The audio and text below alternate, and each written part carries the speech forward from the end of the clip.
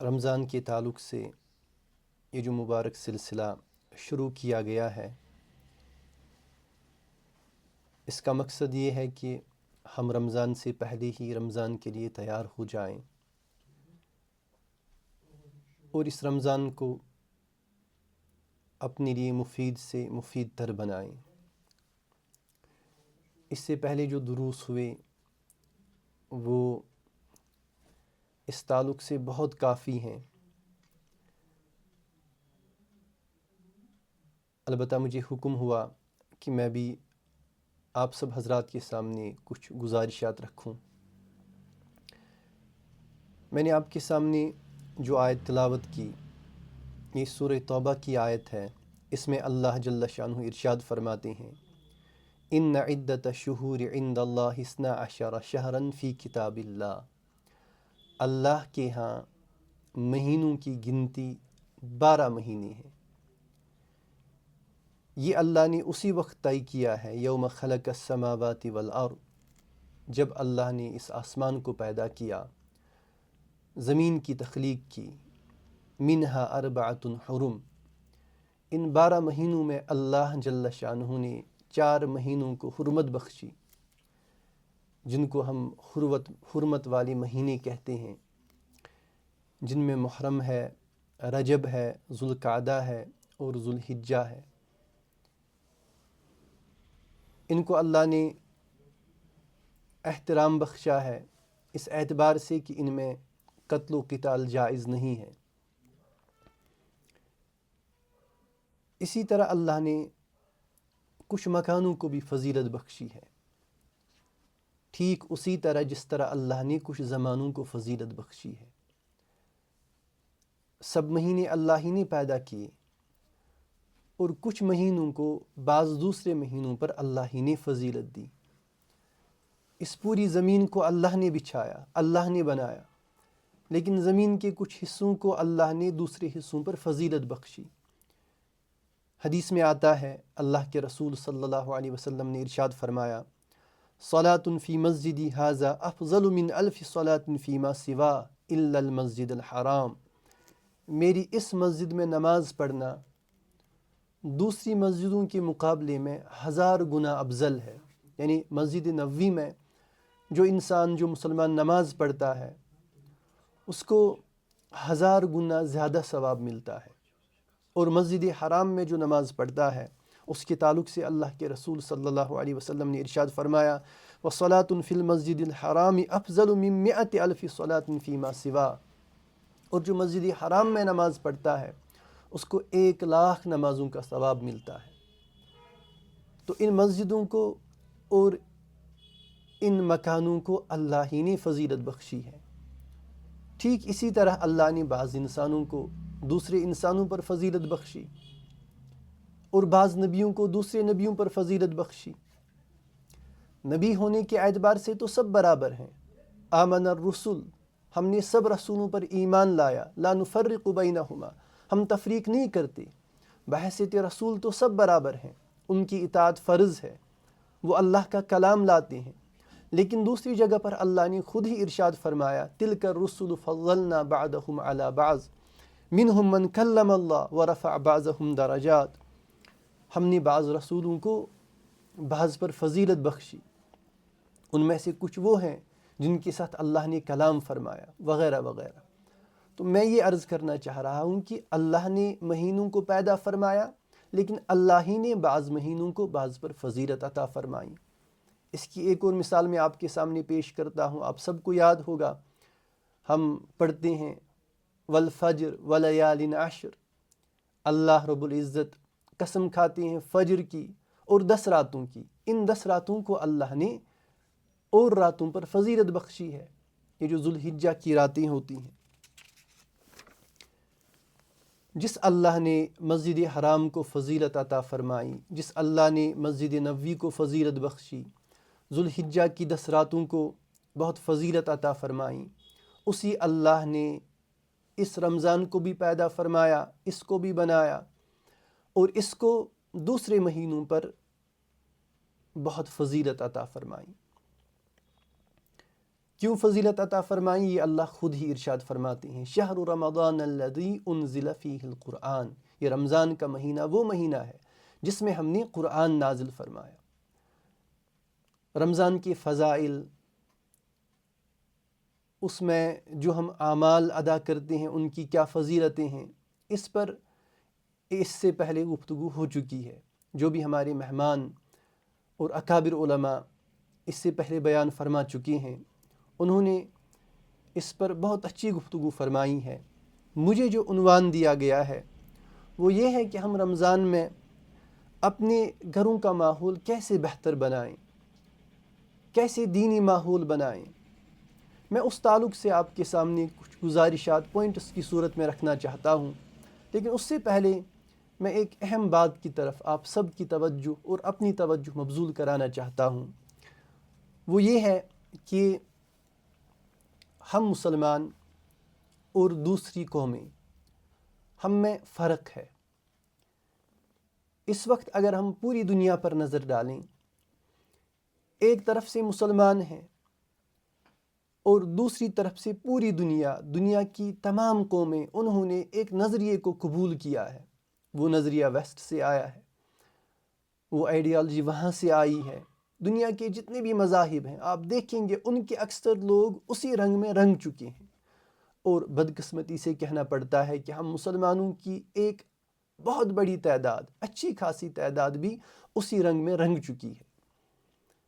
لیکن پھر بھی الحمدللہ مسلمان اس آئیڈیالوجی کے سامنے کھڑا ہے، اسلام کا اس کے ساتھ مقابلہ ہے، اور اس نظریے کا اسلام کے ساتھ مقابلہ ہے۔ وہ نظریہ کیا ہے؟ جو اسلامک ورلڈ ویو ہے، ہمارا نظریہ ہے، وہ یہ ہے کہ ہم اللہ کے غلام ہیں، اور دنیا کے دوسرے لوگوں کا نظریہ یہ ہے کہ ہم آزاد ہیں۔ ہمارا نظریہ یہ ہے کہ اس دنیا کی زندگی کے بعد اصل زندگی آخرت کی زندگی ہے، اور ان لوگوں کا نظریہ یہ ہے کہ ہیہات ہیہات لما توعدون ان ہی الا حیاتنا الدنیا نموت ونحیا وما نحن بمبعوثین، دنیا کی زندگی ہی سب کچھ ہے، ہم یہی انجوائے کریں گے، نموت ونحیا، یہی زندگی گزاریں گے، پھر مریں گے، اس کے بعد کچھ نہیں ہے۔ یہ ان کا نظریہ ہے۔ یہ بہت تفصیل طلب موضوع ہے، میں اس پر بات نہیں کرنا چاہ رہا۔ میں دراصل اپنی موضوع پر آنے کے لیے کچھ اشارات آپ کے سامنے رکھنا چاہتا ہوں۔ ہمارا نظریہ یہ ہے کہ ہم اللہ کے غلام ہیں، ہم آزاد نہیں ہیں کہ ہمارے دل میں جو آئے ہم وہ کریں، ہم غلام ہیں، اور یہی غلامی ہماری سب سے بڑی سعادت ہے۔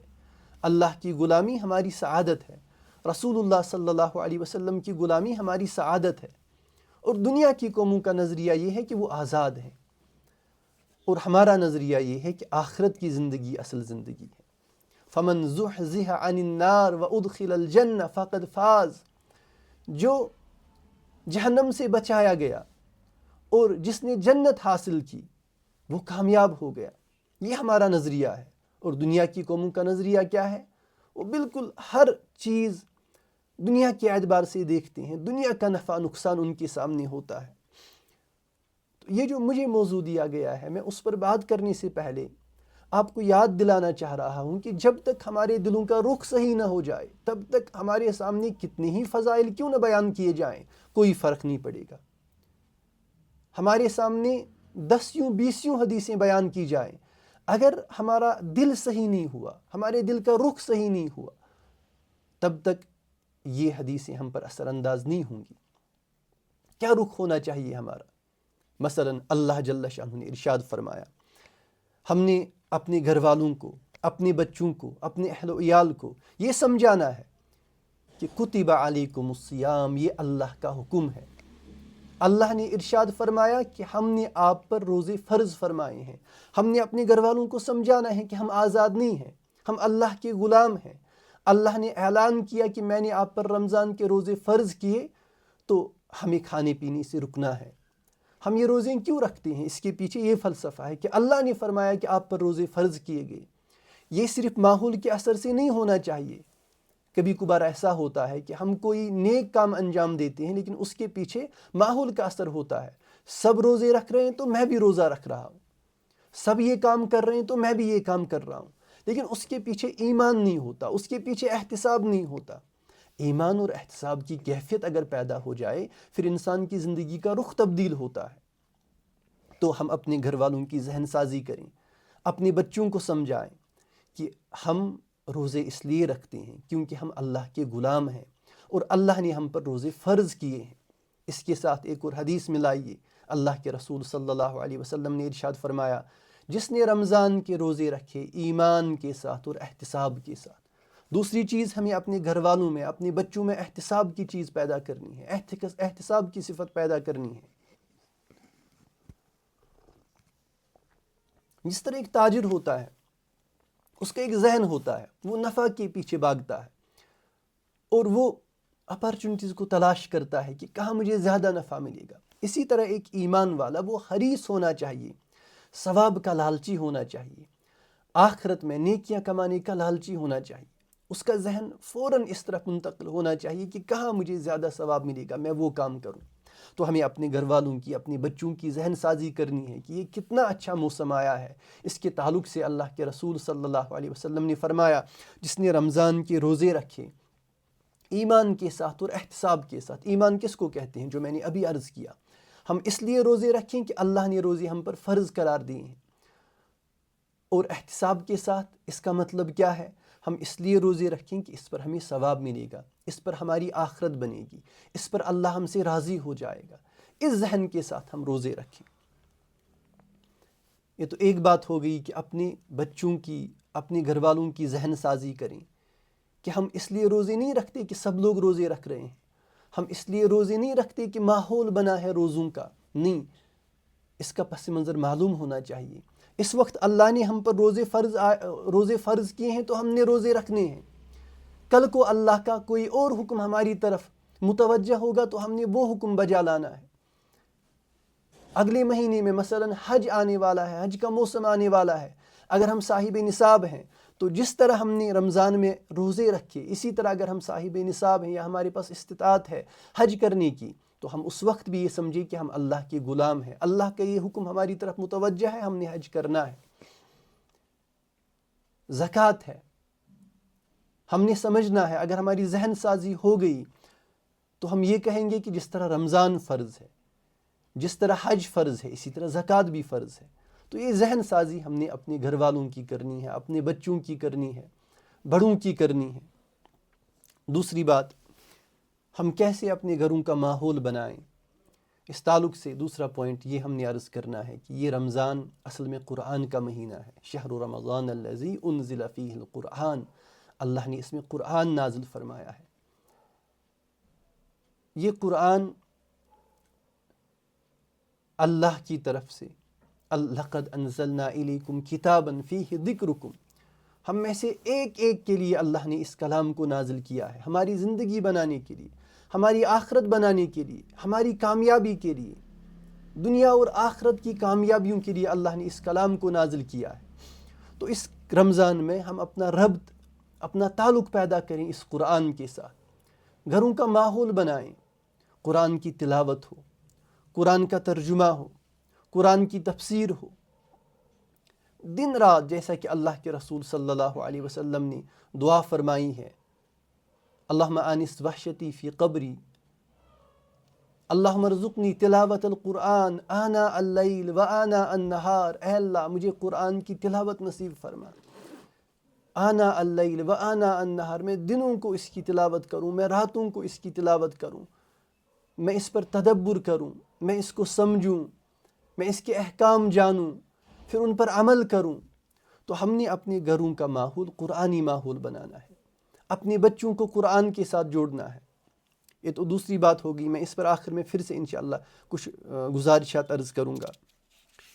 تیسری بات، جو بھی اللہ کے رسول صلی اللہ علیہ وسلم نے ثواب کے کام ارشاد فرمائے ہیں، مثلا اللہ کے رسول صلی اللہ علیہ وسلم نے فرمایا، من افطر صائما، جو روزے دار کو افطار کرائے تو اس کے لیے کتنا اجر ہے؟ اس کے لیے برابر اتنا اجر ہے جتنا روزے دار کو اجر ملتا ہے، اور روزے دار کے اجر سے کچھ بھی کمی نہیں ہوگی۔ اس نیت سے، بلکہ اپنے بچوں کی ذہن سازی کرنی ہے کہ ہم ہر دن اپنے گھر میں کسی رشتہ دار کو، کسی پڑوسی کو بلائیں اور افطار کرائیں، اپنے بچوں کو سامنے بٹھائیں، ان کو سمجھائیں کہ ہم ان کو اس لیے افطار کرا رہے ہیں کہ اللہ کے رسول صلی اللہ علیہ وسلم نے ارشاد فرمایا جو روزے دار کو افطار کرائے اس کو اتنا اتنا ثواب ملتا ہے۔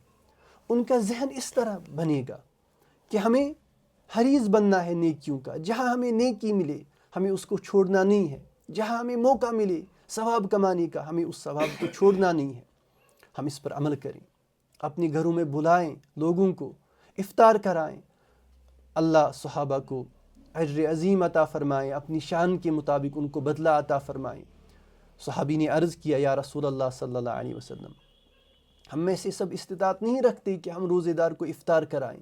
اللہ کے رسول نے فرمایا یہ ضروری نہیں ہے کہ آپ پیٹ بھر کر کھانا کھلائیں، آپ کی جتنی استطاعت ہوگی آپ اس اعتبار سے روزے دار کو افطار کرائیں۔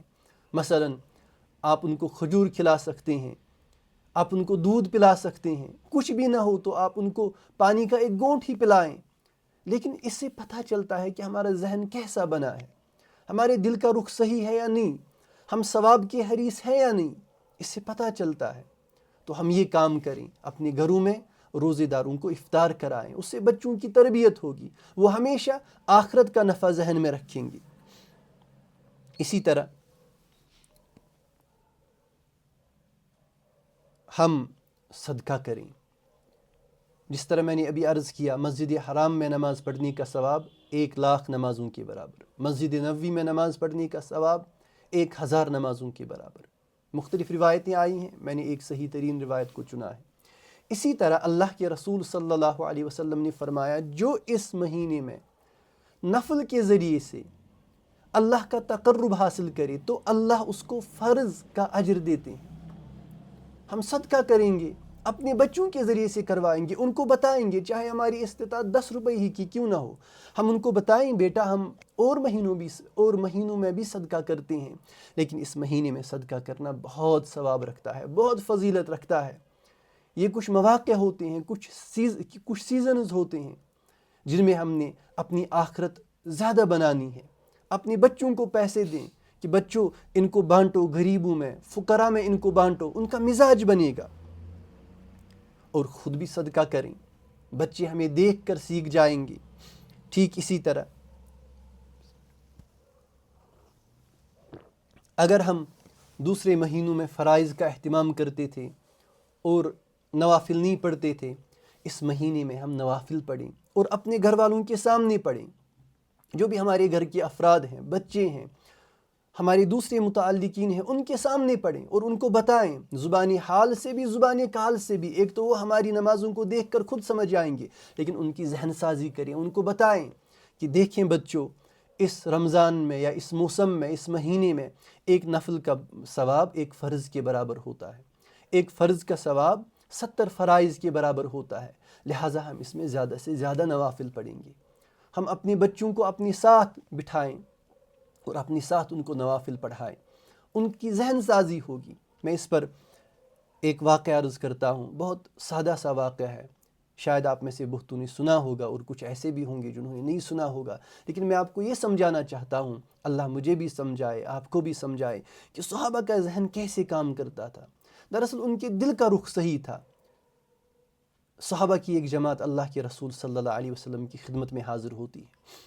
یہ غربا تھے، فقراء تھے۔ انہوں نے عرض کیا یا رسول اللہ صلی اللہ علیہ وسلم، ہم نمازیں پڑھتے ہیں، ہمارے دوسرے مالدار صحابہ بھی نمازیں پڑھتے ہیں، ہمارے ساتھی بھی نمازیں پڑھتے ہیں، ہم اللہ کے راستے میں جد و جہد کرتے ہیں، ہمارے ساتھی بھی جد و جہد کرتے ہیں، ہم آپ کی صحبت میں بیٹھتے ہیں، وہ بھی بیٹھتے ہیں، لیکن وہ ایک ایسا کام کرتے ہیں جو ہم نہیں کر پاتے، وہ اللہ کے راستے میں انفاق کرتے ہیں، خرچ کرتے ہیں، ہم نہیں کر پاتے۔ اے اللہ کے رسول صلی اللہ علیہ وسلم، وہ ہم سے آگے چلے گئے۔ آپ یہاں پر رکیے، تھوڑا غور کیجیے کہ صحابہ کا ذہن کس طرح بنا تھا، وہ آخرت کے کتنے حریص تھے۔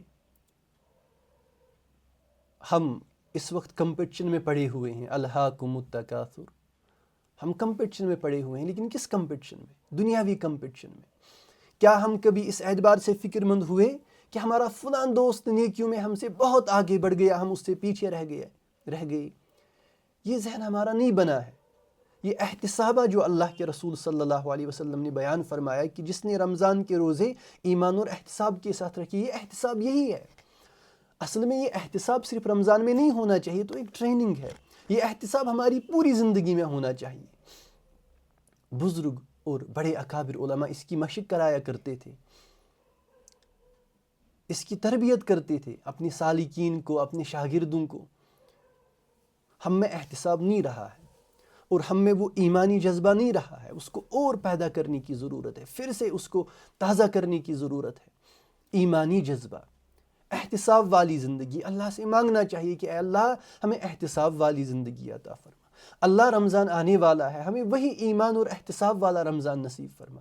اللہ ہمیں ایمان اور احتساب والا قیام نصیب فرما۔ اللہ ہمیں ایمان اور احتساب والا شب نصیب فرما۔ احتساب کی صفت سے ہم بہت دور ہیں، جبکہ یہ بہت اہم صفت ہے۔ سب کی زندگیوں میں یہ صفت ہونی چاہیے۔ ہم وضو کرتے ہیں، بے دانی میں کرتے ہیں، احتساب نہیں ہوتا کہ ہم کلی کر رہے ہیں کہ ہمارے گناہ معاف ہو رہے ہیں۔ ہم نے چہرہ دھویا تو ہماری آنکھوں کے گناہ معاف ہوئے، ہم نے پیر دھوئے تو ہمارے پیروں کے گناہ معاف ہوئے۔ یہاں تک کہ صحیح ترین روایات میں آتا ہے کہ جب انسان وضو سے فارغ ہوتا ہے اس کے تمام گناہ معاف ہو چکے ہوتے ہیں۔ حضرت عثمان اس حدیث کے راوی ہیں اور بڑی بڑی کتابوں میں یہ حدیث درج ہوئی ہے۔ اس کے بعد وہ جو کام کرے گا، نماز پڑھے گا، وہ اس کے لیے نافلہ ہے، یعنی اس کا مطلب یہ ہے کہ اس کے تمام گناہ معاف ہو گئے، اب اس کے درجات بلند ہوں گے۔ مجھے بتائیں ہم میں سے کتنے ایسے ہیں جو وضو اس احتساب کے ساتھ کرتے ہیں؟ ہم مسجد جاتے ہیں، قدم اٹھاتے ہیں، اللہ کے رسول صلی اللہ علیہ وسلم نے فرمایا ہر قدم پر نیکیاں ملتی ہیں۔ صحابہ نے عرض کیا تھا وہ کون سے اعمال ہیں اللہ کے رسول صلی اللہ علیہ وسلم جن سے گناہ معاف ہوتے ہیں، جن سے درجات بلند ہوتے ہیں؟ اللہ کے رسول نے بہت سارے کام گنوائے، اس میں ایک کام یہ گنایا کہ کثرت کے ساتھ مسجد کی طرف قدم اٹھانا۔ صحابہ چھوٹے چھوٹے قدم اٹھاتے تھے، یہ احتساب تھا۔ ہم میں سے کتنوں کو اس کا احتساب ہوتا ہے؟ نماز میں ہم قرآن پڑھتے ہیں یا اس کے بغیر بھی پڑھتے ہیں، ایک حرف پر 10 نیکیاں ملتی ہیں، کس کس کو اس کا احتساب ہوتا ہے؟ ہماری زندگی احتساب سے خالی ہے، اسی لیے بے لذت زندگی ہے۔ ہم اس لذت سے آشنا ہی نہیں ہیں، اور جو لذت انسان کو پھر مشقت پر ابھارتی ہے۔ ہم اس لذت سے ضرور آشنا ہیں کہ ہم فلان ڈگری کریں گے، پھر ہمارا ایک سٹیٹس بنے گا، پھر ہماری عزت ہوگی، ہم اس لذت سے آشنا ہیں، اسی لیے ہم راتوں کو جاگتے ہیں۔ ابھی چند دن ہو گئے، ایک صاحب مجھ سے کہہ رہے تھے کہ میری بیٹی فجر سے بہت پہلے اٹھتی ہے اور پھر تیاری کرتی ہے۔ اچھی بات ہے ماشاءاللہ، لیکن کیا ہم کبھی غور کرتے ہیں کہ تہجد کے لیے یا فجر کی نماز کے لیے وہ اٹھتے ہیں؟ خیر میں واپس آتا ہوں، میں دراصل وہی بات عرض کرنا چاہتا ہوں کہ ہمارے گھروں کا ماحول کیسے دینی بن جائے، خصوصاً اس مہینے میں۔ میں صحابہ کا واقعہ عرض کر رہا تھا تو ان صحابہ نے عرض کیا اے اللہ کے رسول صلی اللہ علیہ وسلم، وہ ہم سے بہت آگے چلے گئے۔ اللہ کے رسول نے ان سے فرمایا آپ ہر نماز کے بعد 33 مرتبہ سبحان اللہ، 33 مرتبہ اللہ الحمدللہ اور 34 مرتبہ اللہ اکبر پڑھ لیا کرو، آپ ان کے برابر پہنچ جاؤ گے۔ یہ صحابہ خوشی خوشی چلے گئے اور اس پر عمل کرنے لگے، لیکن یہ بات ان صحابہ تک بھی پہنچی جو صدقہ کرتے تھے، انفاق کرتے تھے۔ جب انہوں نے یہ عمل سنا تو وہ بھی اس پر عمل پیرا ہوئے، انہوں نے بھی عمل کرنا شروع کیا۔ اب چند دنوں کے بعد وہ پہلی والی جماعت پھر سے حاضر خدمت ہوئی، عرض کیا یا رسول اللہ صلی اللہ علیہ وسلم، وہ جو آپ نے ہمیں عمل بتایا تھا ان صحابہ تک بھی پہنچا ہے اور وہ بھی اس پر عمل کرتے ہیں اور نتیجہ پھر وہی، وہ ہم سے آگے ہیں۔ اللہ کے رسول نے فرمایا، مسکرا کر تبسم فرمایا، فداہ ابی و امی و روحی و جسدی، آپ کے تبسم پر ہماری جانیں قربان ہوں۔ اللہ کے رسول صلی اللہ علیہ وسلم نے فرمایا ذالک فضل اللہ یؤتیہ من یشاء، یہ تو اللہ کا فضل ہے، وہ جس کو چاہتا ہے عطا فرماتا ہے۔ میں واقع برائے واقع عرض نہیں کرنا چاہ رہا، میں اپنے آپ کو اور آپ کو یہ سمجھانا چاہتا ہوں کہ صحابہ کا ذہن کس طرح بنا تھا، وہ کس طرح سوچتے تھے۔ حضرت عثمان کے تعلق سے ایک مشہور واقعہ ہے کہ بیوی سے اس پر بحث کر رہے ہیں کہ آپ نے چراغ میں تیل زیادہ کیوں ڈالا یا آپ نے زیادہ تیل کیوں جلایا، اور اسی وقت ایک سائل آتے ہیں اللہ کے رسول صلی اللہ علیہ وسلم کی طرف سے کہ اللہ کے رسول نے مجھے آپ کے پاس بھیجا ہے، اور ان کو اونٹ بھر کر دے دیتے ہیں، اتنا دیتے ہیں جتنا ان کو گمان بھی نہیں ہوتا۔ یہ دیکھیے احتساب ہے، اللہ کے راستے میں کتنا خرچ کیا اور اپنی ذات پر کتنا خرچ کیا، اپنی ذات کے تعلق سے بالکل قناعت۔ ہم کیوں زیادہ خرچ کریں، ہم کیوں اسراف کریں، اور اللہ کے راستے میں کوئی حساب نہیں۔ تو میں یہ عرض کر رہا تھا کہ ہم نفلیں پڑھیں اور اپنے بچوں کا ذہن بنائیں کہ ہم بچوں اس لیے اس مہینے میں نفلیں زیادہ پڑھتے ہیں کیونکہ اللہ ہمیں زیادہ ثواب دے دیتا ہے۔ ان کا ذہن بھی اسی طرح پروان چڑھے گا، وہ بھی ایسے ہی بنیں گے، وہ آخرت کے ثواب کے اعتبار سے اپنی زندگی گزاریں گے۔ مسلمان کا ہر کام میں یہی ذہن ہونا چاہیے، دو چیزیں ہم نے ہر وقت دیکھنی ہیں اور اپنے بچوں کی ذہن سازی کرنی ہے، اپنے گھر والوں کی ذہن سازی کرنی ہے کہ جو بھی کام ہم نے کرنا ہو دو چیزیں ہم نے ضرور دیکھنی ہیں۔ ہم نے اس تعلق سے، اگر یہ لفظ عجیب نہ لگے، وہ خود غرض بننا ہے، سیلفش بننا ہے، جس طرح ایک تاجر ہوتا ہے۔ دو چیزیں، ایک یہ جو بھی میں کام کروں سب سے پہلے میں دیکھوں کہ اللہ کی رضا اس میں ہے یا نہیں، اللہ کتنا خوش ہوں گے اس کام سے۔ میں نے ایسے بندوں کو بھی دیکھا ہے جو ہر سلام کرتے وقت پہلے 1-2 سیکنڈ سوچتے ہیں اور احتساب کے ساتھ دوسرے کو سلام کرتے ہیں۔ وہ دوسرے مسلمان سے مل کر مسکرا کر ان سے ملتے ہیں، پیچھے احتساب ہوتا ہے کہ اس مسکرانے پر مجھے صدقے کا ثواب ملے گا۔ صحابہ کا مزاج ایسا ہی تھا۔ ہم نفلیں پڑھیں، اپنے بچوں کو نفلیں پڑھوائیں۔ ٹھیک اسی طرح اللہ کے رسول صلی اللہ علیہ وسلم نے فرمایا، آپ کے گھر میں اگر کوئی مزدور ہو، میں اس کا خلاصہ پیش کر رہا ہوں اور اس کے ساتھ کچھ چیزیں ملا کر آپ کے سامنے رکھ رہا ہوں۔ کوئی مزدور ہو ہمارے گھر میں رمضان میں، تو ہم اس کے ساتھ نرمی کا معاملہ کریں اور اپنے بچوں کو بتائیں کہ بیٹا میں نے اس کے ساتھ اس لیے نرمی کا معاملہ فرمایا کہ اللہ کے رسول صلی اللہ علیہ وسلم نے فرمایا کہ اس رمضان میں اپنی مزدوروں کے ساتھ، اپنے غلاموں کے ساتھ نرمی کا معاملہ کیا کیجیے، اس پر اللہ ہم سے راضی ہو جاتے ہیں۔ ٹھیک اسی طرح ہم تراویح کا قیام کا اہتمام کریں، کیونکہ اس حدیث کا دوسرا حصہ من قام لیلۃ القدر ایمانا واحتسابا، یا من قام رمضان ایمانا واحتسابا، جو رمضان میں قیام کرے ایمان کے ساتھ، احتساب کے ساتھ۔ یہ قیام ہر دن ہوگا، ہم تراویح ہر دن پڑھیں گے۔ کیا اچھا ہوتا کہ ہم پوری رات قیام کرتے، تھوڑا سا آرام کرتے۔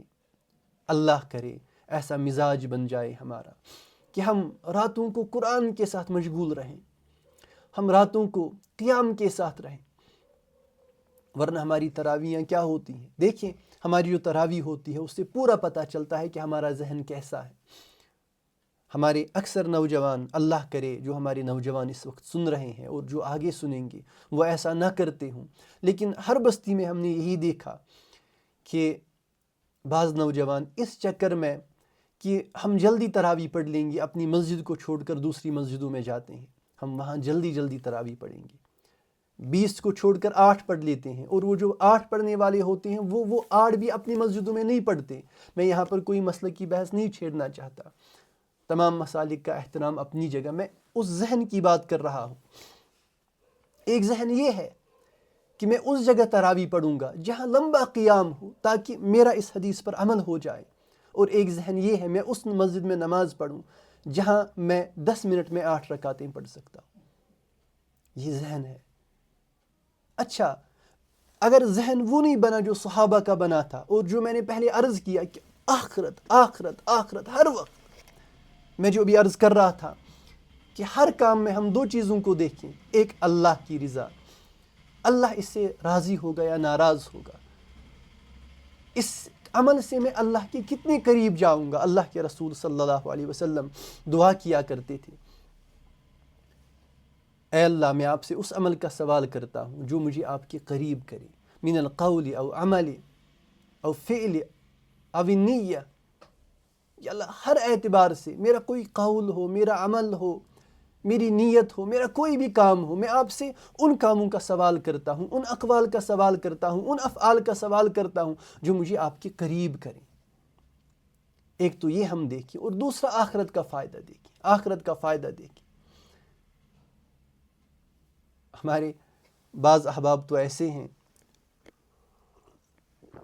اللہ ہمیں احتساب کی صفت عطا فرمائے، اللہ ہمیں احتساب کی صفت عطا فرمائے۔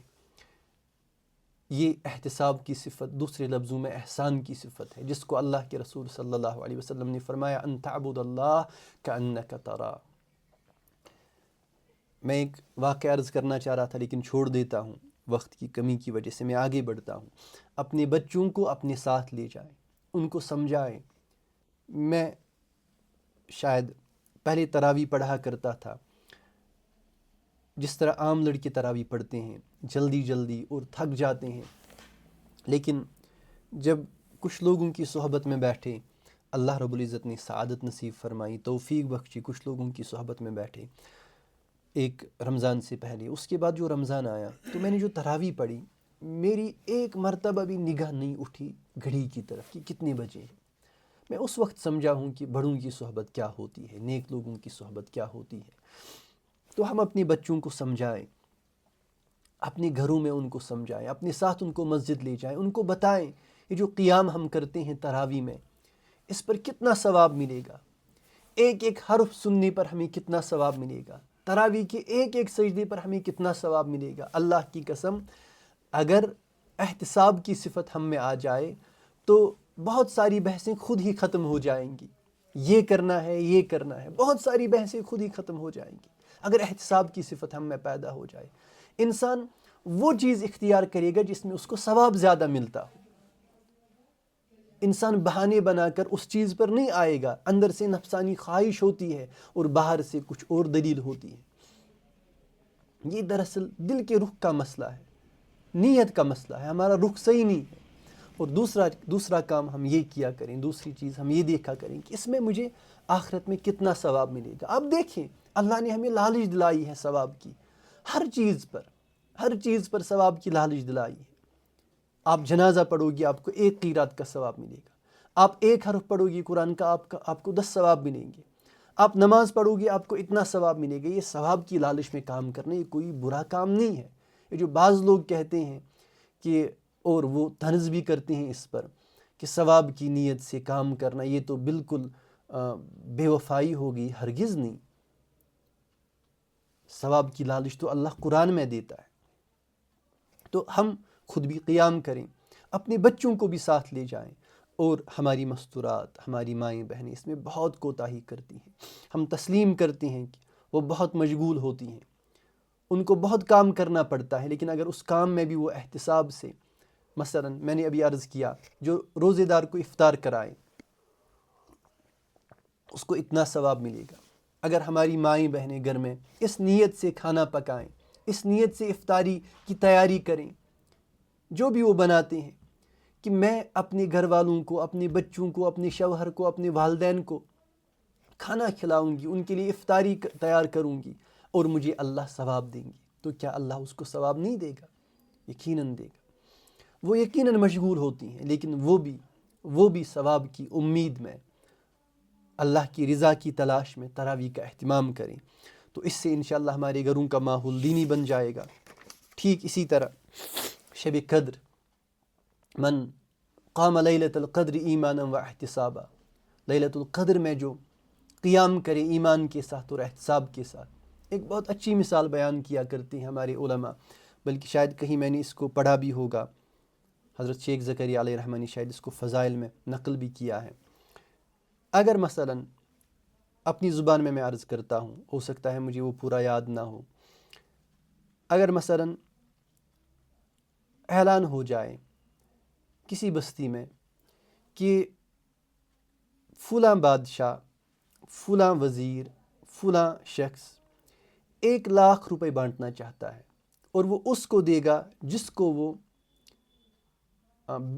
بیدار پائے گا. مثلا 10 راتوں میں جو بیدار ہوگا رات میں اور فلاں جگہ پر ہوگا اس کو 10,00,000 روپے ملیں گے، یا 10,00,000 چھوڑ دیجیے 1,00,000 روپے ملے گا. یا اس طرح کہا جائے کہ بادشاہ ان 10 دنوں میں 10 تاریخ سے لے کر 20 تاریخ تک کسی بھی رات فلاں جگہ آئے گا اور جس کو وہاں پائے گا اس کو 1,00,000 روپے دے گا.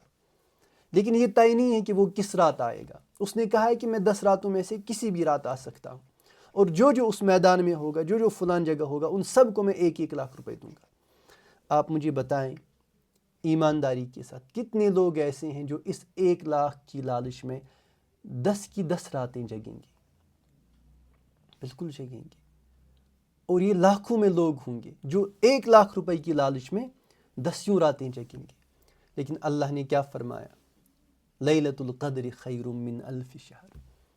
1000 مہینوں سے بہتر یہ کون کرے گا؟ 1000 مہینوں سے بہتر رات کی تلاش میں کون جگے گا جس کے دل کا رخ صحیح ہو، وہی ذہن ہو جو صحابہ کا ذہن تھا، ثواب کا لالچ ہو، حریص ہو وہ ثواب کا۔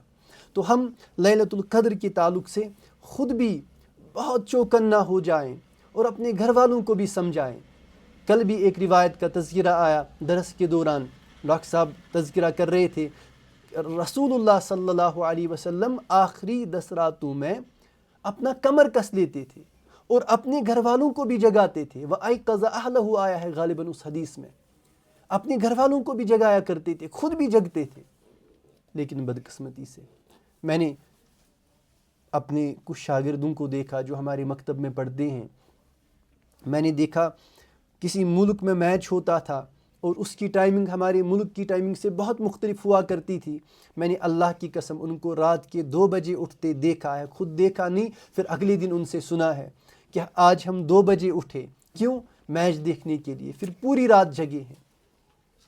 اور ہمارے کتنے نوجوان ایسے ہیں جو پتہ نہیں کس کس چکر میں کتنی راتیں جگتے ہیں، لیکن کیا اتنی بے قدری شب قدر کی؟ کشمیری میں ایک محاورہ ہے، کہتے ہیں کہ یس بے قدر آس تمس شب قدر ناراض آسا۔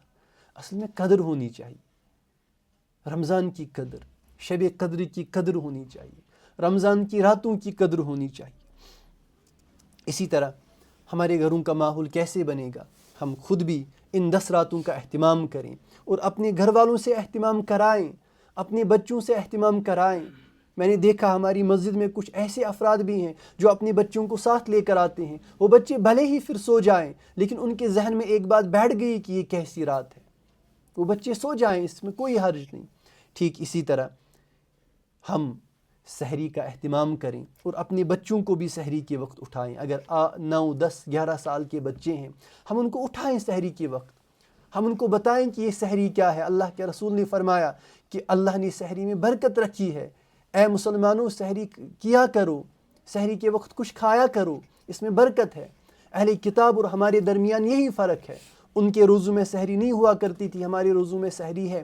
بھلے ہی یہ بچے 10 سال کے ہیں، 9 سال کے ہیں، 11 سال کے ہیں، اگر یہ پورا دن روزہ نہیں رکھ سکتے، آپ ان کو سحری کے وقت جگائیں، اپنے ساتھ ان کو تہجد پڑھائیں یا آپ کے ساتھ سحری تناول فرمائیں گے۔ اس کے بعد یہ 12 بجے 1 بجے جب تک وہ روزے سے رہ سکتے ہیں روزے سے رہیں، اس کے بعد وہ کچھ تناول کریں جب تک وہ بالغ ہو جائیں یا جب تک وہ قوت ان میں آ جائے۔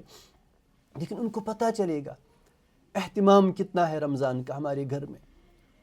اسی طرح ہم اپنے گھروں میں کوئی وقت متعین کریں، اس میں سب مل کر ہم قرآن کی تلاوت کریں۔ ایک تو انفرادی تلاوت ہو گئی، ایک سب مل کر قرآن کی تلاوت کریں، بھلے ہی 3 آیتیں کیوں نہ ہوں۔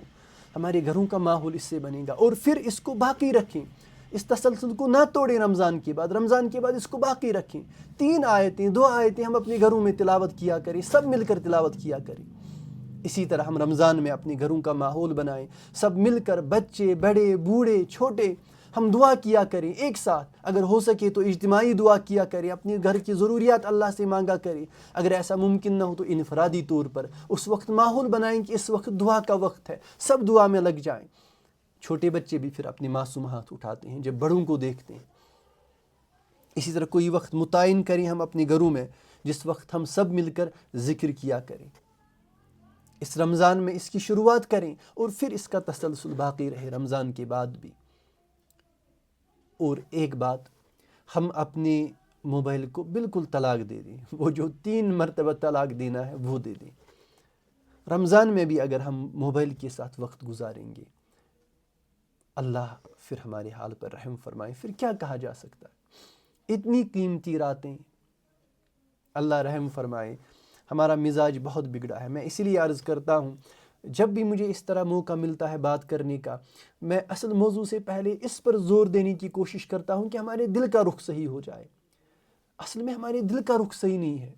حرم میں دیکھا گیا کہ وہاں ہمارے نوجوان لڑکے لڑکیاں کس طرح دوران طواف بھی فون کے ساتھ اپنا وقت ضائع کرتے ہیں، دوران طواف میسیجز کرتے ہیں، دوران طواف پتہ نہیں کیا کیا کرتے ہیں، ویڈیوز وغیرہ۔ وہ جگہ اللہ اکبر جہاں اللہ کی تجلیات نازل ہو رہی ہیں، اس جگہ بھی بالکل غفلت۔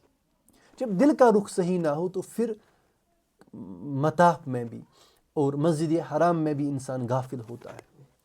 اور اگر دل کا رخ صحیح ہو تو اللہ کی قسم دل کا رخ اگر صحیح ہو جائے اپنے بستر میں بیٹھ کر بھی ایک انسان ذاکر ہوتا ہے، اگر دل کا رخ صحیح ہو جائے۔ یہی مسئلہ ہے اصل ہمارے دلوں کا رخ صحیح نہیں ہے، ہم نے صحبت نہیں اٹھائی علماء کی، صلحاء کی۔ ہم نے قرآن کی، میں یہ بات عرض کرنا چاہ رہا تھا لیکن اب بہت وقت چلا گیا، میں نے اس بات کو رکھا تھا، میں نے جب عرض کیا تھا آپ سے کہ شہر رمضان الذی انزل فیہ القرآن، میں نے اس موضوع کو آخر کے لیے رکھا تھا، لیکن اب اس کو میں چھوڑ دیتا ہوں۔ بس اتنا عرض کرتا ہوں کہ ہماری تربیت قرآن کے ذریعے سے نہیں ہوئی ہے۔ ہم نے اپنی ماحول میں دیکھا، معاشرے میں دیکھا کہ کچھ لوگ نمازیں پڑھ رہے ہیں، 3 پڑھ رہے ہیں، 2 نہیں پڑھ رہے ہیں، تو ہم ایسے ہی مسلمان بن گئے۔ ہم نے دیکھا رمضان کے روزے رکھے جاتے ہیں اور رمضان میں تھوڑا بہت ماحول بنتا ہے تو ہم بھی ایسے ہی مسلمان بن گئے۔ ہمارا ایمان جو ہے، ہمارا اسلام جو ہے، ہماری تربیت جو ہے وہ قرآن کے ذریعے سے نہیں ہوئی ہے، ہمارا ذہن قرآنی ذہن نہیں بنا ہے۔ ہم نے قرآن کے ایک ایک صفحے کو، ایک ایک آیت کو پڑھ کر اپنی ذہن سازی نہیں کی ہے، اپنے دل کی تربیت نہیں کی ہے۔ ہم وہی مسلمان ہیں جیسا اسلام ہمارے معاشرے میں تھا، اس میں کچھ چیزیں ٹھیک تھی، کچھ زیادہ چیزیں غلط تھی، ہم نے وہی اسلام اختیار کر لیا۔ اس لیے ہم خانہ کعبہ جا کر بھی ہم وہاں غافل رہتے ہیں، اور جن کی تربیت ہو چکی ہوتی ہے، رجال لا تلہیہم تجارۃ ولا بیع عن ذکر اللہ واقام الصلاۃ، اللہ نے صحابہ کے بارے میں فرمایا ان کی تربیت اللہ کے رسول نے قرآن کے ذریعے سے کی تھی۔ فرمایا یہ وہ لوگ ہیں جن کو تجارت غافل نہیں کرتی، جن کو خرید و فروخت غافل نہیں کرتی، عن ذکر اللہ کے ذکر سے، وعن الصلاۃ، اللہ اکبر۔ مجھے ایک روایت یاد آ گئی، اللہ اکبر، صحابہ کو کتنا احتساب تھا۔ اگر مجھے نام صحیح یاد آ رہا ہو، جریر بن عبداللہ ایک صحابی ہیں رضی اللہ عنہ، وہ اللہ کے رسول صلی اللہ علیہ وسلم کی خدمت میں حاضر ہوئی، اسلام قبول کیا، بیعت کی، وبایعت علی ید رسول اللہ صلی اللہ علیہ وسلم علی نصح لکل مسلم، یہ وہ آگے ارشاد فرماتے ہیں۔ پھر ان کا واقعہ ہے، وہ گھوڑا خریدنے کے لیے یا اونٹ خریدنے کے لیے، کوئی سواری خریدنے کے لیے بازار چلے گئے، وہاں ایک بیچنے والا اپنی سواری کو بیچ رہا تھا۔ ان صحابی نے عرض کیا میں یہ خریدنا چاہتا ہوں، کتنے میں بیچو گے؟ اس نے کہا میں یہ 6 درہم میں بیچوں گا مثلا۔ صحابی رسول جریر بن عبداللہ نے کہا نہیں، اس کی قیمت اس سے زیادہ ہے۔ اس نے کہا چلیں ٹھیک ہے 7 دے دیں۔ جریر بن عبداللہ نے کہا نہیں، اس کی قیمت اس سے بھی زیادہ ہے۔ اس نے کہا، وہ تو 6 پر راضی تھا، اس نے کہا ٹھیک ہے 8 دے دیں۔ کرتے کرتے مثلا وہ 10 تک پہنچ گئے۔ جریر بن عبداللہ کے ارد گرد جو لوگ تھے انہوں نے پوچھا جریر بن عبداللہ سے، یہ آپ نے کیا کیا؟ خرید و فروخت میں کیا شرط ہوتی ہے؟ خریدنے والا راضی ہے 6 درہم پر تو بالکل آپ کو لینا چاہیے تھا، اس میں کوئی گناہ نہیں تھا، آپ نے ایسا کیوں کیا؟ سنیں ان کے الفاظ، احتساب دیکھیے اور ایمان دیکھیے۔ انہوں نے کہا بایعت علی رسول اللہ صلی اللہ علیہ وسلم، میں نے اللہ کے رسول کے دست مبارک پر بیعت کی ہے، علی ید رسول اللہ صلی اللہ علیہ وسلم، علی نصح لکل مسلم، کہ میں ہر مسلمان کے ساتھ خیر خواہی کا معاملہ کروں گا۔ حضرت مولانا ابوالحسن ندوی علیہ رحمہ نے بچوں کے لیے ایک کتاب لکھی ہے القراۃ الراشدہ، اس میں انہوں نے ایک جگہ لکھا ہے، مدینۃ الرسول شاید اس سبق کا نام ہے، اس میں انہوں نے ایک جگہ لکھا ہے کہ صحابہ جس احتساب کے ساتھ بازار میں ہوتے تھے وہ احتساب آج کل کے نمازیوں میں مسجد میں نہیں پایا جاتا۔ یعنی جو احتساب صحابہ کو بازار میں خرید و فروخت کے وقت ہوا کرتا تھا، وہ احتساب اللہ کی قسم ہمیں نماز پڑھتے وقت نہیں ہوتا۔ تو میں آخر پر پھر سے اسی بات کی طرف رجوع کرتا ہوں کہ یہ جو رمضان ہے اس کو اللہ نے فضیلت بخشی قرآن کی وجہ سے۔ میں کل مکتب کے ایک پروگرام میں عرض کر رہا تھا، میں اسی بات کو دہراتا ہوں اور اپنی بات مکمل کرتا ہوں۔ میں نے عرض کیا کہ اللہ کی قسم اگر کوئی انسان، کوئی مسلمان بالکل دنیا کا بادشاہ بن جائے اور دنیا کی بادشاہت اس کو حاصل ہو جائے، لیکن اگر وہ قرآن سے محروم ہے، وہ قرآن کے الفاظ کو پڑھ نہیں سکتا، اس کا تعلق قرآن کے ساتھ نہیں ہے، وہ قرآن کی تلاوت نہیں کرتا، وہ قرآن کا ترجمہ نہیں پڑھتا، تفسیر نہیں پڑھتا، قرآن کی محبت سے دور ہے، اللہ کی قسم اس سے بڑا محروم کوئی نہیں اور اس سے بڑا غریب کوئی نہیں۔ لہٰذا ہم سب عزم کریں، ہم اپنے آپ کو قرآن کے ساتھ جوڑیں گے، قرآن کو اپنا امام بنائیں گے، قرآن کو اپنی زندگی کا اوڑھنا بچھونا بنائیں گے، زندہ رہیں گے اللہ کے لیے۔ ان صلاتی و نسکی و محیای و مماتی للہ رب العالمین، میرا جینا، میرا مرنا، میرا اٹھنا، میرا بیٹھنا، میرا سب کچھ اللہ کے لیے ہو اور آخرت کے لیے ہو۔ یہی میں نے بات عرض کی تھی کہ دنیا کے انسانوں کا مقصد اور ان کا ذہن یہ ہے کہ ہم آزاد ہیں، اور ان کا ذہن یہ ہے کہ جو کچھ ہے اسی دنیا میں ہے۔ ہمارا ذہن یہ نہیں ہے، ہمارا ذہن یہ ہے کہ اللہ کی رضا اصل کامیابی ہے، اور دوسرا ہم آخرت کے لیے جی رہے ہیں۔ ہمارا صبح سے لے کر شام تک جو بھی وقت گزرے، یہ ذہن میں ہو کہ ہماری آخرت بن جائے، ہماری آخرت بن جائے، ہماری آخرت بن جائے۔ کوئی اپنے گھر والوں کے ساتھ وقت گزار رہا ہو، اپنے اہل و عیال کے ساتھ وقت گزار رہا ہو، اس میں بھی نیت یہ ہو کہ اس سے میرا آخرت بن جائے گا، میرا رب مجھ سے راضی ہو جائے گا۔ میں ان منتشر باتوں پر اپنی بات کو مکمل کر لیتا ہوں اس دعا کے ساتھ کہ اے اللہ اس رمضان کو ہمارے لیے تبدیلی کا ذریعہ بنا، اس رمضان کو ایک نئی زندگی کا نقطۂ آغاز بنا دیجیے یا اللہ۔ بہت سارے رمضان آئے اور گزر گئے لیکن ہم ویسے کے ویسے رہے۔ اے اللہ ہم آج آپ سے دعا مانگتے ہیں، اللہ یہ رمضان ہماری زندگی کے لیے ایک تبدیلی کی سوغات لے کر آئے اور ایک نئی زندگی کا نقطۂ آغاز ثابت ہو۔ اے اللہ ہمیں ایمان اور احتساب والی زندگی نصیب فرما اور ایمان اور احتساب والا رمضان نصیب فرما۔ How to manage mobile phone use in, میری رائے یہ ہے کہ موبائل فون کو بالکل چھوڑ دیجیے، اس کو بالکل محدود رکھیے فون کرنے تک اور فون سننے تک، اس کے علاوہ کوئی کام مت کیجیے فون سے۔ یہ میں اپنے آپ سے بھی کہتا ہوں اور آپ سے بھی عرض کرتا ہوں کہ فون کو بالکل کچھ نہیں ہوتا۔ میری ایک بری عادت ہے، میں چاہتا ہوں کہ میں بالکل اویئر رہوں دنیا میں کیا ہو رہا ہے، کس ملک میں کیا ہوا، اور خبریں وغیرہ بری عادت ہے برسوں سے۔ ابھی اللہ نے سعادت بخشی، ہم عمرے کے لیے گئے تھے، اللہ نے توفیق بخشی، سعادت بخشی، اس میں نے کوئی خبر نہیں دیکھی تو کچھ نہیں ہوا۔ اب مجھے وہاں سے آ کر کچھ چیزوں کا پتہ چلا تو کچھ نہیں ہوا، میں یہ سمجھ رہا تھا کہ اگر میں اویئر نہیں رہوں گا تو پتہ نہیں میں کیا کروں گا، شاید میرے لیے ممکن ہی نہیں ہے۔ بالکل کچھ نہیں ہوتا۔ اسی طرح آپ اس رمضان میں عہد کریں کہ جو وقت آپ فون کے ساتھ دیتے تھے وہ وقت آپ انشاءاللہ تعالیٰ تلاوت کے ساتھ لگائیں گے اور قرآن کا ترجمہ پڑھنے کے ساتھ۔ میری رائے یہی ہے، بلکہ میرا اصرار ہے کہ رمضان میں فون کو بالکل چھوڑ دیجیے، بالکل چھوڑ دیجیے۔ نہیں، روزہ میں غصہ کرنے کی وجہ سے روزہ فاسد تو نہیں ہو جائے گا، روزہ آپ کا برقرار رہے گا، لیکن مناسب نہیں ہے۔ اللہ کے رسول صلی اللہ علیہ وسلم نے فرمایا جو تم میں سے روزہ دار ہو، اگر کوئی اس کے ساتھ جھگڑنے کی کوشش کرے تو وہ کہے کہ میں روزے سے ہوں، انی صائم، یا تو عمل سے کہے یا زبان سے بھی کہہ سکتا ہے، لیکن اسے چاہیے کہ وہ غصہ نہ کرے۔ تو غصہ کرنا، جھوٹ بولنا، غیبت کرنا، ان سب چیزوں سے روزے کا ثواب کم ہوتا ہے، اور روزے کی جو روح ہے وہ فوت ہو جاتی ہے۔ جو اصل روزے کا مقصد ہے وہ پھر باقی نہیں رہتا۔ جہاں تک فقہی روزے کا تعلق ہے، آپ صبح سے شام تک بھوکے رہے، روزے کی نیت تھی، آپ نے غصہ بھی کیا، جھوٹ بھی بولا، فرض تو ادا ہو گیا، لیکن اصل جو مقصد ہے روزے کا وہ اس سے پورا نہیں ہوگا۔ لہٰذا ہمیں غصے سے بچنا چاہیے۔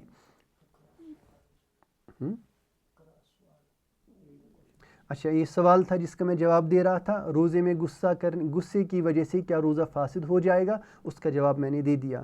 تیسرا سوال ہے مستورات کے جو روزے عذر کی وجہ سے ٹوٹ جاتے ہیں ان کو پورا کرنے کا طریقہ۔ دیکھیں، جو روزے آپ کے چھوٹ جاتے ہیں اللہ نے اس میں آپ کو معذور رکھا ہے، لیکن کوشش یہ کرنی چاہیے جو ہی آپ ٹھیک ہو جائیں رمضان کے بعد فوراً ان کو ادا کرنا چاہیے۔ ایسا ہوتا ہے چونکہ اللہ نے ان کے لیے کوئی وقت متعین نہیں کیا ہے کہ آپ نے اس مہینے میں رکھنی ہے، اس مہینے میں رکھنی ہے۔ میں نے اس میں دیکھا ہے کہ پھر کوتاہی ہوتی ہے، یہ سوچتے ہیں کہ اگلے مہینے میں رکھیں گے، پھر اگلے مہینے میں رکھیں گے، اگلا رمضان آتا ہے لیکن وہ روزے ویسے ہی قضا ہوتے ہیں۔ لہٰذا ہماری گزارش رہے گی، اس میں اگرچہ اللہ رب العزت نے شریعت نے کوئی وقت متعین نہیں کیا ہے، اپنے شوال ہی میں پھر یہ قضا روزے رکھنے ہیں، آپ نے اس وقت جب عذر ختم ہو جائے آپ فوراً ان روزوں کو جتنا ممکن ہو سکے جلدی سے جلدی اپنی قضا روزوں کو مکمل کر لیں۔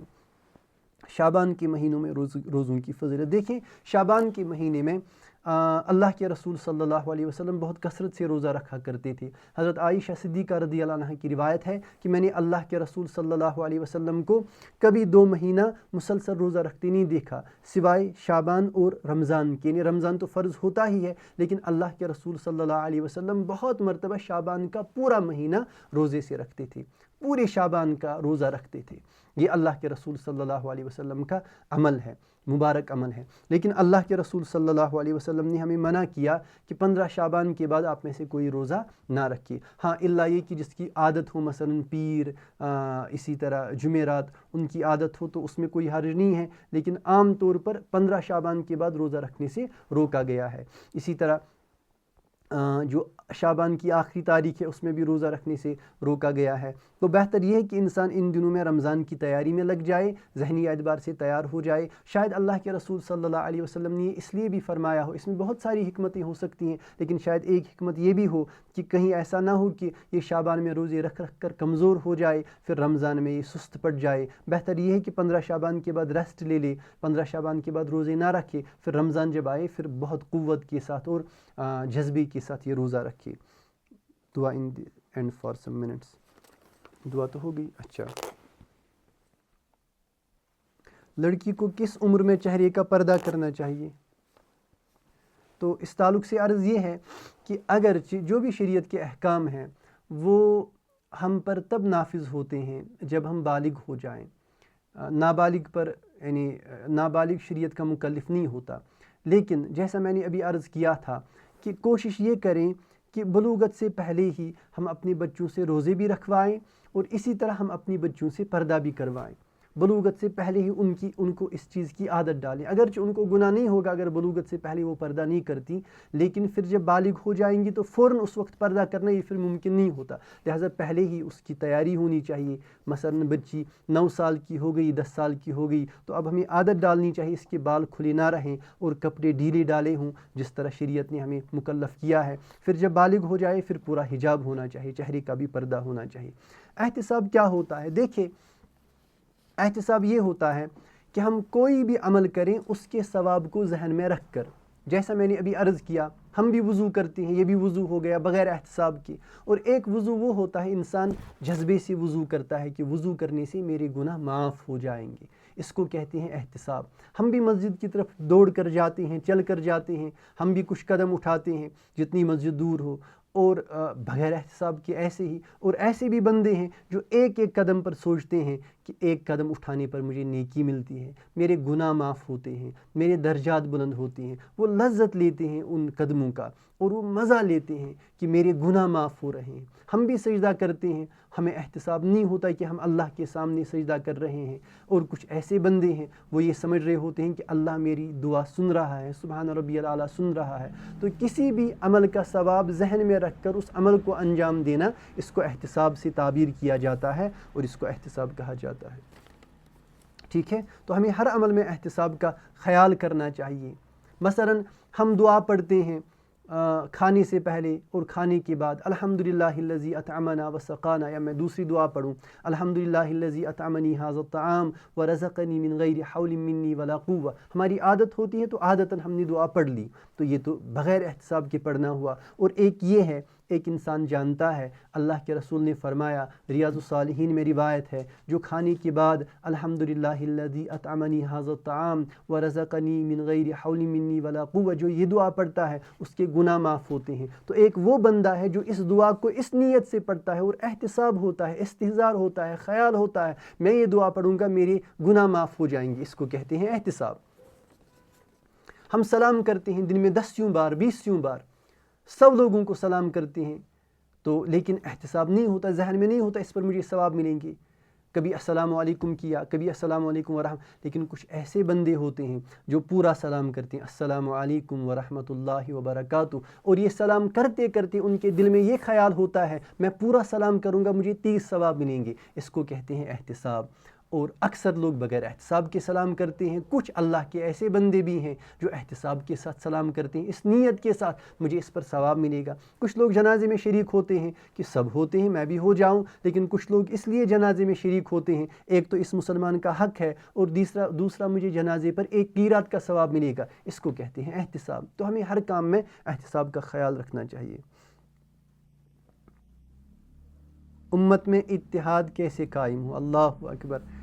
اس پر تو بڑے بڑے اکابر علماء کی بہت تقاریر موجود ہیں، ان کی کتابیں موجود ہیں. اللہ اکبر. اس کو میں کیسے سمیٹوں اور ایک جملے میں اس کا جواب کیسے دوں؟ اللہ میرے لیے آسان فرمائے. امت میں اتحاد قائم کرنے کے لیے تکبر سے اپنے آپ کو بچانا پڑے گا، اپنی انا کو ختم کرنا پڑے گا. جب سب اپنی انا کو ختم کریں گے، اپنے آپ کو تکبر سے بچائیں گے، تو امت میں اتحاد قائم ہوگا. یہ جو اختلافات ہوتے ہیں ان کے پیچھے بہت جگہوں پر بلکہ اکثر اوقات انا ہوتی ہے، تکبر ہوتا ہے. اب اس کی تفصیل کا موقع نہیں ہے. علماء اور عوام کا کردار اس میں. اللہ اکبر. علماء کو وہی کردار ادا کرنا چاہیے جو ہمارے اکابر علماء نے کردار ادا کیا ہے، جو صحابہ کا کردار رہا ہے، جو ائمہ اربعہ کا کردار رہا ہے. اور عوام کو کیا کردار ادا کرنا چاہیے؟ ان کو جن علماء کے ساتھ وہ جڑے ہوئے ہیں ان کے ساتھ وہ جڑے رہیں، لیکن جو دوسرے علماء ہیں ان کا بھی احترام کریں اور اپنی زبان کو امت کی غیبت سے بچائیں، مسلمانوں کی غیبت سے بچائیں. اس سے انشاءاللہ اتحاد قائم ہو گئے. چونکہ تفصیل طلب موضوع ہے اس لیے میں اس پر اتنا ہی اس وقت عرض کر سکتا ہوں. رمضان کے مہینے میں سیرت کی کوئی کتاب تجویز کر لیں. دیکھیں، اگر آپ نے ابھی تک کوئی سیرت کی کتاب نہیں پڑھی ہے تو میں ایک چھوٹی سی کتاب مولانا ابوالحسن ندوی علیہ الرحمہ نے ایک کتاب لکھی ہے سیرت رسول اکرم. وہ دراصل ان کی تقاریر کا مجموعہ ہے. وہ بالکل آسان ہے اور ماشاءاللہ اس سے آپ کے دل میں حرارت پیدا ہو جائے گی، اللہ کے رسول صلی اللہ علیہ وسلم کی محبت پیدا ہو جائے گی. تو جس نے کوئی کتاب نہیں پڑھی ہے وہ یہ پڑھے.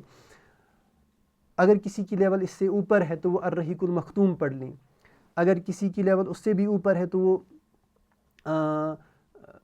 رحمت للعالمین صلی اللہ علیہ وسلم قاضی سلیمان منصور پوری صاحب کی کتاب 3 جلدوں میں آتی ہے، اس کو پڑھ لیں. اور اگر کسی کی لیول اس سے بھی اوپر ہے تو وہ اس رمضان میں شروع کرے، پھر 1 سال میں اس کو مکمل کر لے. علامہ شبلی نعمانی اور سید سلیمان ندوی علیہ الرحمہ کی سیرت کی کتاب سیرت مصطفیٰ صلی اللہ علیہ وسلم ہے، اس کو پڑھ لیں. سیرت النبی صلی اللہ علیہ وسلم، اس کو پڑھ لیں. البتہ عادت بنانی چاہیے، سیرت کی کتابیں بہت زیادہ پڑھنی چاہیے. میں کل ہی ایک جگہ عرض کر رہا تھا، بجھی عشق کی آگ اندھیر ہے، مسلمان نہیں راہ کا ڈیر ہے. ایک وقت ہوا کرتا تھا کہ مسلمانوں میں رسول اللہ صلی اللہ علیہ وسلم کے تعلق سے بہت حساسیت پائی جاتی تھی اور عشق کا تعلق تھا.